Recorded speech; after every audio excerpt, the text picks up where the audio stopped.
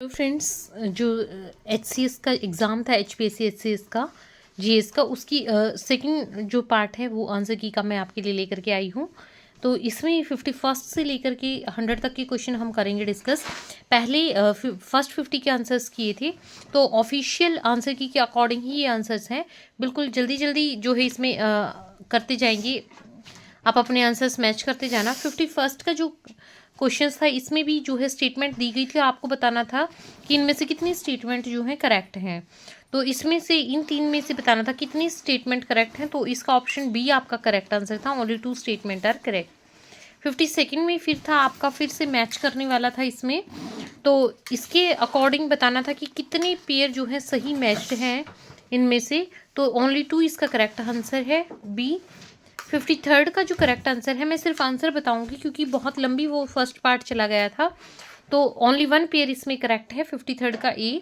इसका question paper आपको Telegram पर से और विद आंसर की PDF आपको टेलीग्राम से हमारे मिल जाएगा, नवी क्लासेस। 54th का जो है सी करेक्ट आंसर है कि all 3 pairs are correct in this. 55th question में फिर से आपको ऐसे ही पेयर दिए गए थे और आपसे पूछा गया था, तो इसमें ओनली 2 पेयर्स जो हैं करेक्ट हैं। 55th का सेकंड। 56th का है कि आपको स्टेटमेंट दी गई है, हाउ मेनी आर करेक्ट। तो इसमें से only 1 statement is correct out of these 3, option A is correct. 57th question में आपका आंसर जो सही है वो है आपका B, only 2 pair are correct.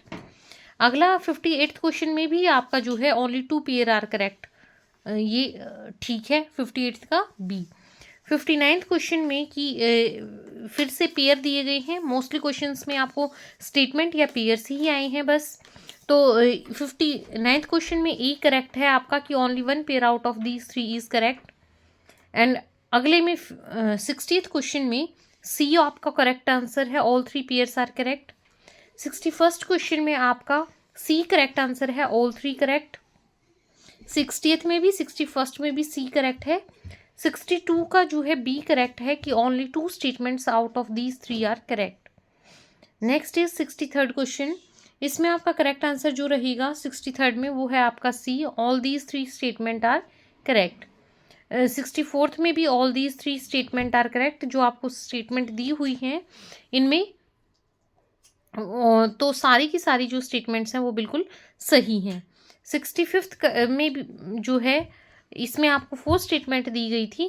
First second तो उसमें से गलत थी, थर्ड फोर्थ ठीक थी, तो ऑप्शन सी आपका करेक्ट था इसमें। और 3 and 4 only are correct, 65th का सी। 66th क्वेश्चन में फिर से आपको स्टेटमेंट्स हैं और आपका जो करेक्ट आंसर है वो है 66th का C, 3 statements of this 4 are correct. 67th में जो करेक्ट आंसर है आपका वो फिर से आपका ऑप्शन सी है, all 3 statements are correct statements. 68th question में जो आपका है कि इसमें से आपको बताना है कितने पेयर करेक्ट हैं, तो only 1 pair is correct. 68th का A question, A part is right. 69th में है, तीन में से केवल 2 स्टेटमेंट ठीक हैं, तो 69th का बी रहेगा आपका। सीधा आंसर बता रहे हैं, आपको मैच करनी है वो। 70th में जो है आपको इसमें आर्टिकल के साथ मैच करना था कि किस आर्टिकल में क्या मेंशन किया गया है।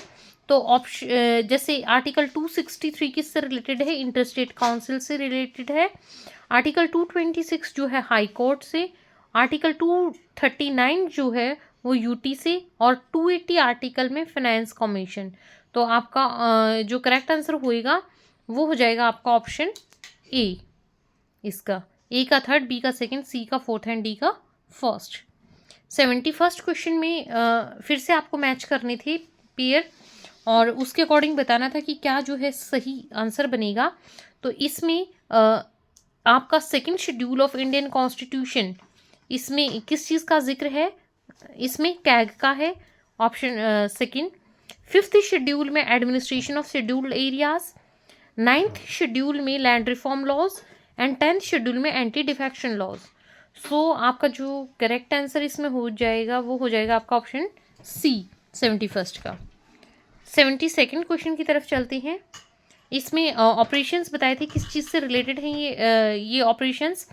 तो 72nd में operation Ganga, operation Ganga is for relief and rescue in Nepal. Operation cactus is for neutralising attempted coup in Maldives. Operation Maitri, operation Maitri किस चीज़ के लिए है? Ukraine evacuation mission. And operation Kaveri is Sudan evacuation mission. तो ऑप्शन इसमें ए का फर्स्ट, बी का third, C का सेकेंड एंड डी का आपका फोर्थ। तो ये हो जाएगा आपका ऑप्शन नंबर बी 72nd का। 73rd में स्टेटमेंट दी गई थी, बताना था कितनी स्टेटमेंट्स इसमें से करेक्ट हैं। तो only first, third and fourth is correct. Option number second जो दिया था, सेकंड स्टेटमेंट जो थी वो आपकी गलत थी। तो 73rd का जो है डी ऑप्शन आपका करेक्ट रहेगा। 74th क्वेश्चन में फिर से स्टेटमेंट थी और इनमें से केवल 3 में से 2 स्टेटमेंट जो है सही हैं। 74th का बी है, 75th का भी बी है, केवल 2 स्टेटमेंट जो है जो गिवन स्टेटमेंट्स थी उनमें से करेक्ट हैं। 76th में जो है फिर से आपको मैच करना था। तो 76th में आपका 26th कॉन्स्टिट्यूशनल अमेंडमेंट, इसमें abolition of privy purse. Option इसमें 52nd constitutional amendment, it is for anti defection law. 86th constitutional amendment, education as fundamental right. And 86th amendment is reservation for EWS। तो इसमें से A का आपका third, B का fourth, C का second and D का first. तो ये आपका जो हो जाएगा, ये हो जाएगा आपका ऑप्शन नंबर ए करेक्ट 76 का। 77th क्वेश्चन में स्टेटमेंट थी, अगेन आपको बताना था हाउ मेनी आर करेक्ट। तो ओनली 1 पेयर इज करेक्ट, ये पेयर बता रखे थे, इनमें से ओनली 1 इज ट्रू। 77th का ए। 78th का जो है करेक्ट आंसर था बी आपका, कि केवल 2 पेयर जो हैं सही हैं 78th में। 78th का बी था। 79th का अगेन आपका जो है only 2 pairs out of these 3 are correct, तो फिर से बी था। 80th क्वेश्चन जिसमें फिर से पेयर दिए गए थे, तो उसमें से आपका option A only 1 pair is correct. 81st में का जो करेक्ट आंसर था आपका, इसमें आर्टिकल दिए हुए थे कि कौन सा आर्टिकल किस चीज़ से रिलेटेड है, तो इसमें बताने थे कितने पेयर सही हैं। तो इनमें से कोई भी जो है वो सही मैच्ड नहीं था, तो none of the pairs is correct. So option D is correct 81 का। 82 में जो है ऑप्शन फिर से none of these is correct, सारे के सारे जो है आर्टिकल्स वो करेक्टली मैच्ड, करेक्टली पेयर्ड नहीं थी, तो डी आपका करेक्ट आंसर हो जाएगा नन ऑफ दीज। 83rd का इसमें कि डेंगू जो है it is caused by mosquito and spread through blood. This 3 statement are given कि टाइफाइड जो है बैक्टीरिया से होता है, ringworm fungus caused by fungus and spread through worms. तो इसमें से आपको बताना था कि कितनी स्टेटमेंट जो है वो आपकी ट्रू स्टेटमेंट्स हैं। तो 83rd का जो है आपका ए ऑप्शन करेक्ट है कि only 1 out of these pairs is correct. Next 84th में आपका जो करेक्ट आंसर था ओनली 2 स्टेटमेंट, वो आपका ऑप्शन बी था। इन 3 में से केवल 2 ही स्टेटमेंट जो है सही है।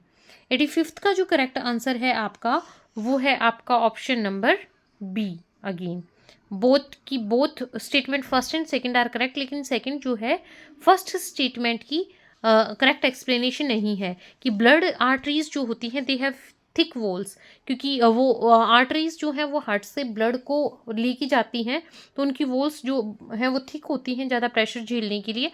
आर्टरीज में ऑक्सीजन रिच ब्लड होता है जो कि हार्ट से दूसरे ऑर्गन तक जाता है और हाई प्रेशर उसमें होता है, ये करेक्ट है।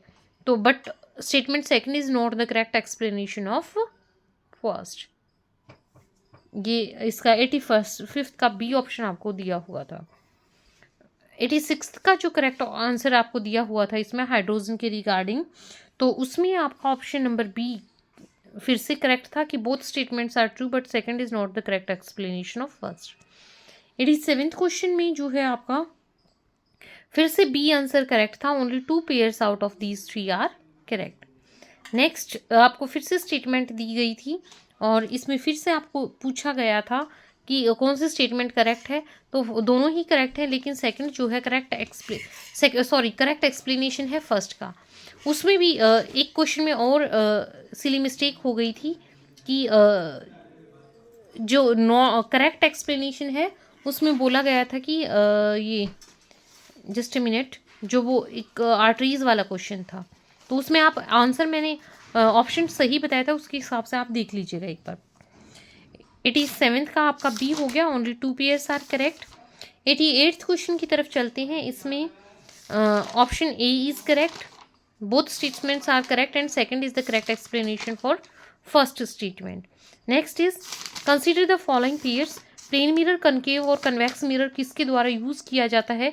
तो इनकी यूजेस को लेकर के थे। तो प्लेन मिरर जो है इमेज सेम साइज होती है ऑब्जेक्ट की, करेक्ट है।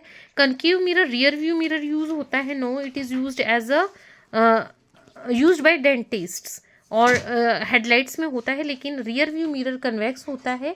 Concave mirror is used by dentist. तो केवल एक फर्स्ट ऑप्शन ही इसमें करेक्ट है आपका, only 1 pair is correct. Next is which of the consider the following pairs. आपको बताना था कि इनका यूज क्विक लाइम का, प्लास्टर ऑफ पेरिस और स्लेक्ट लाइम का यूज किस किस चीज़ के लिए होता है। इसमें पेयरिंग ये दी हुई थी, तो इसमें ओनली 2 पेयर्स आर करेक्ट कि इनमें से 2 ही पेयर जो है सही हैं कि जिनका यूज़ आपको जैसे दिया हुआ था, बाकी एक पेयर आपका जो है इसमें सही नहीं था। तो ऑप्शन सेकंड जो है, ऑप्शन बी जो है आपका करेक्ट है। 91st जो है इसमें दिया हुआ था कि आपको कुछ ड्रॉप्स लेनी है अनियन जूस की, वनीला एसेंस और क्लव ऑयल का यूज़ करना है। 3 डिफरेंट टेस्ट ट्यूब्स आपको लेनी है, फिर उस पे बेस्ड जो है आपसे ये क्वेश्चन पूछा गया था। तो इसमें जो है 91st में आपका B only 2 statements are correct जो है वो इसका सही आंसर था। 2 ऑब्जर्वेशन आपकी यही है, एक ये इनमें से नहीं होगी। Next is peach based question था, तो इसमें आपका जो करेक्ट आंसर था कि आपको चूज़ करना था कि कितनी स्टेटमेंट इसमें से जो है सही है। तो वो इसका आपका only 1 statement is true, option A is correct. 92nd का ए। 93rd question is consider the following statements. फिर से आपको स्टेटमेंट दी गई थी, तो इसमें केवल इनमें से 2 स्टेटमेंट आपकी जो है बिल्कुल सही स्टेटमेंट है, एक आपकी सही नहीं है। नेक्स्ट बात करते हैं 94th क्वेश्चन की। इसमें कंसीडर द फॉलोइंग पेयर्स। इसमें आपको कुछ पेयर, तो इनमें से 3 में से आपको बताना था कि जो ये एसिड्स पूछे गए थे, मोस्टली आपको 10th स्टैंडर्ड से ये क्वेश्चन दिए गए थे एसिड्स वाले, तो इसमें से आपको बताना है कि कितने पेयर जो है वो करेक्ट हैं। तो इसमें से ओनली 1 पेयर इज करेक्ट, तो एक ही पेयर इसमें से जो है वो सही है, 94th का ए, क्योंकि ये जैसे गलत दे रखे थे, मिथेनॉइक एसिड उसमें आना था फर्स्ट में। तो only 1 pair is correct, 94th का ए। 95th का आपका जो है आंसर वो ये भी आपको ब्रेन से रिलेटेड पूछा गया था, जो नर्वस सिस्टम था, नर्वस सिस्टम का चैप्टर है स्टैंडर्ड 10 में, तो उससे रिलेटेड ये क्वेश्चन था। 95th का भी आपका option A, first, second, third and fourth statement ये जो है चारों के चारों जो हैं वो करेक्ट है। Next is 96th question.